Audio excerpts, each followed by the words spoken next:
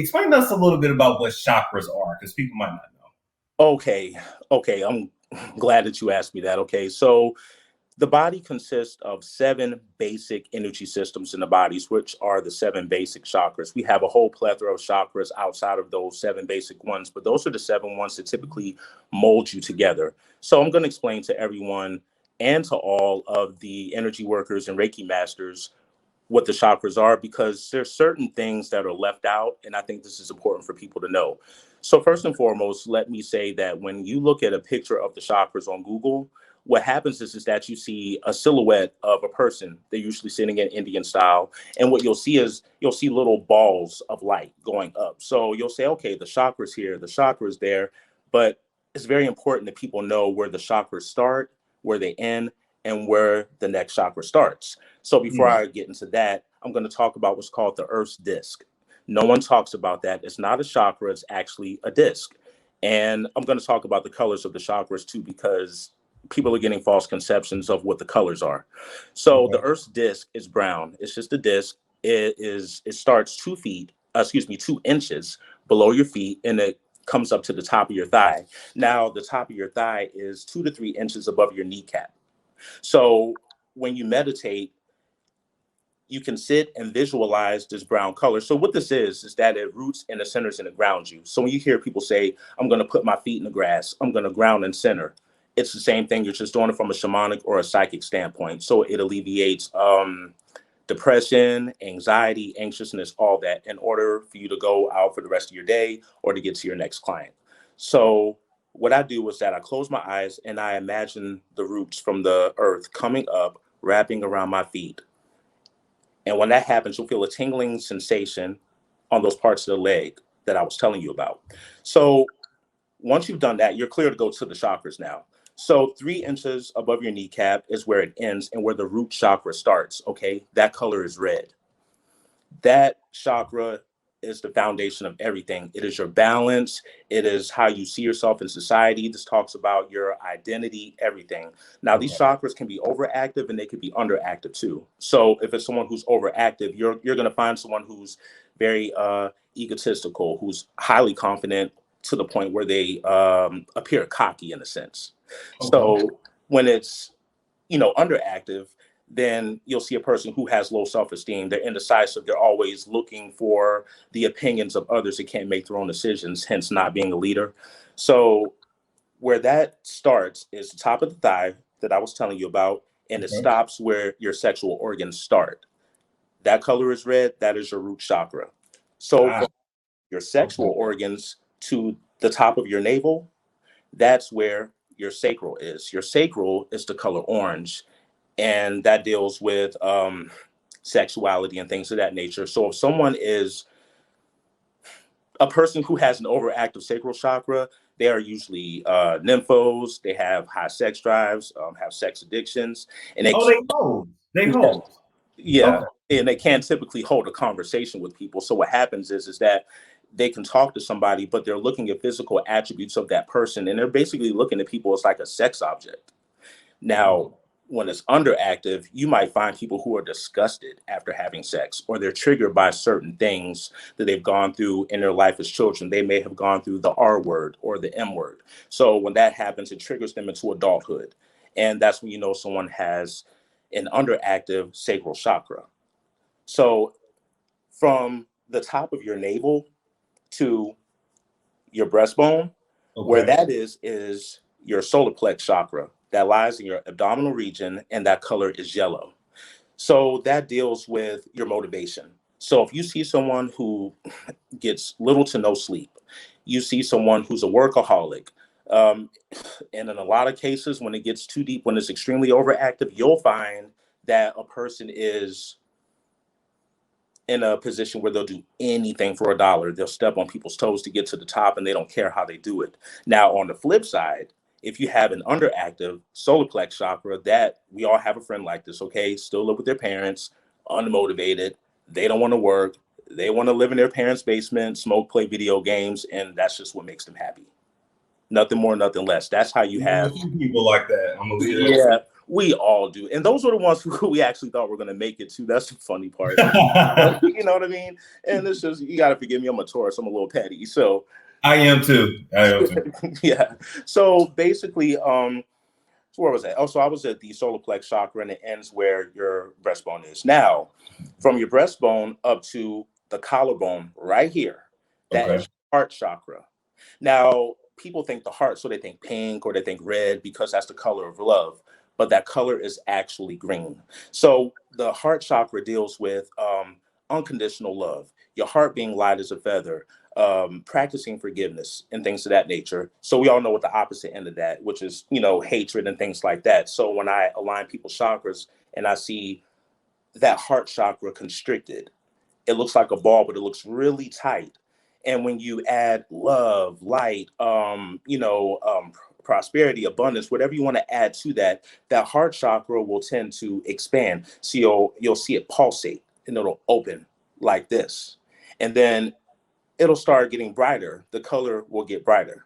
So that is the heart chakra. And for people who want to open their heart chakra, rose quartz crystals are good for it. If you sit and you meditate with that, that can help open up your chakra. What's up, my Curry Gang / Night and Day family? If you liked our original transparent glasses / face shields, then you will love these new and improved face shield glasses even better. With more colors to choose from, this shield is longer and wider. Pause. The nose piece is designed differently so it doesn't easily slide off, and the view is much clearer. We've also noticed minimum to no fog.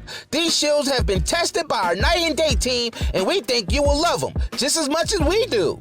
The link to the glasses is in the description box below, so go get yourself some at nightanddayNetmarket.com. The clear quartz chakra actually magnifies any other stone or crystal. So what I do is that I'll sit in an Indian style position or a comfortable position, and I'll put a couple of clear quartz around me, like in a circle, and I'll just hold the rose quartz crystal and I'll meditate, and it helps, you know, open up my heart chakra. Gotcha. Okay, so I'm like, I wonder if that part for me is a little like underactive because I be mean as hell out here. So it's not as underactive as you think. It's natural. I just typically scan chakras without even knowing it. It's not as constricted as you think. Okay. You know? Okay. All right. Because I'll be like, man, I'll be out here, boy. I'm talking about in real life. I'll be like, maybe I shouldn't have did that or said that. But okay. It's crazy because people can take you there sometime. You know what I mean? It takes a lot of breathing techniques and meditation and things like that to keep you grounded when it comes to stuff like that. So right here where your collarbone is, like we already talked about the heart chakra. So where that collarbone is, the tip of your nose, that's actually the throat chakra, and that color is blue. So basically overactive, that's a person who talks a lot. You can't get a word in. One of those. It's like you're talking to a brick wall. Oh, I know. I know a person like that too. Don't we all? And then, you know, if it's underactive, those are typically the people who didn't have a voice growing up. They had that authoritative parent who would tell you, hey, it's either my way or the highway, and you didn't have a say-so in anything growing up. So when people grow up, things are said and done to people, and typically they're not able to verbally defend themselves because of what happened to them in childhood. So that's in essence what the throat chakra is. Now here's everybody's favorite chakra. From the tip of your nose to where your hairline starts, that color is purple, and that is the famous third eye that everybody's talking about.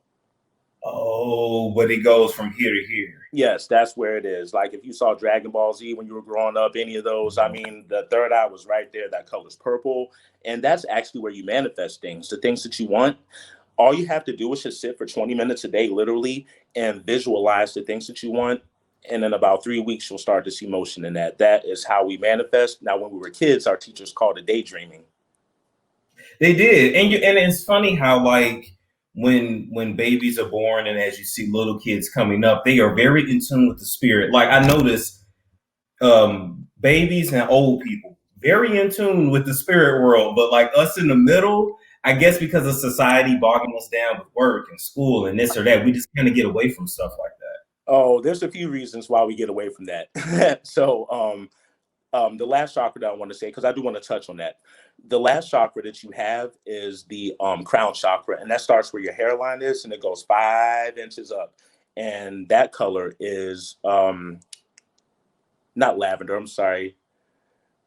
Well, it's lavender, basically. Oh, sorry, violet. There we go. Sometimes they kind of look alike in a sense, and of course, that's where your thought processes and everything are of when you meditate. So, you know, if it's overactive, you'll have trouble meditating. You'll have trouble focusing on one thing at a time.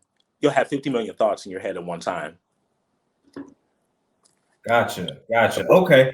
And you know what I noticed? I'm not even trying to be funny, but I wonder if a lot of women have that issue because women typically have a bunch of things on their minds at one time. Absolutely. It could be men, women. I can see what you mean about women. I mean, it's so stressful in the world nowadays. We live in such a fight or flight society that a lot of us are just running around with these thoughts in our head. And some of us have trouble falling asleep at night because that's when your deepest, darkest thoughts happen. When no one's around, when it's quiet at night, and when you're in that bed by yourself. That's when all the thoughts just start to come all over the place. Now, in reference to, the spirit world and who can see, yes.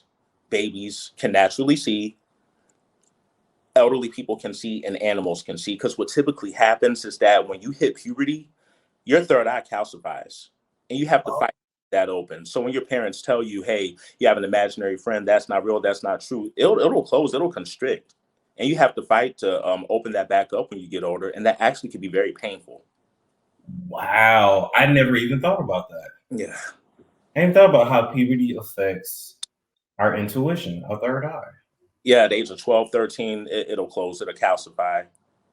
And you know what, around that time is so much going on in a teenager's life typically. So you're usually you'll have like your natural abilities and you're coming into who you are, and then you start to mold yourself into what's acceptable. So you really lose yourself in the process. So that makes a lot of sense. And it also happens like that with teenagers because there's pressure coming from random places. How they say peer pressure. You have pressure from your friends, you have pressure from your parents, and you have pressure from your teachers, which is why teenagers are so hormonal.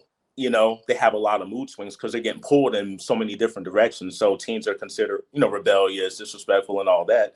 When really they want to breathe too, just like the rest of us. Yeah, they just have a lot going on. And I love how like when we get grown, we forget what it was like when we were their age, and we expect them to know what we know. It's weird, but the whole parenting thing, that's a whole nother. We can talk about that forever. So okay, so I got questions for you now. Sure, ask away. Okay, so you say you can scan people and see their chakras. So can you see mine? I just want to know. Yes, I can. I can see every single last 7 of them. What they are, what's overactive, what's underactive. I can see it all. Okay. Okay. Give me my diagnoses. I don't care. I'll cut out what I need to cut out. But give me my. Okay, I won't go into too much detail because that'll be private conversation if need be. But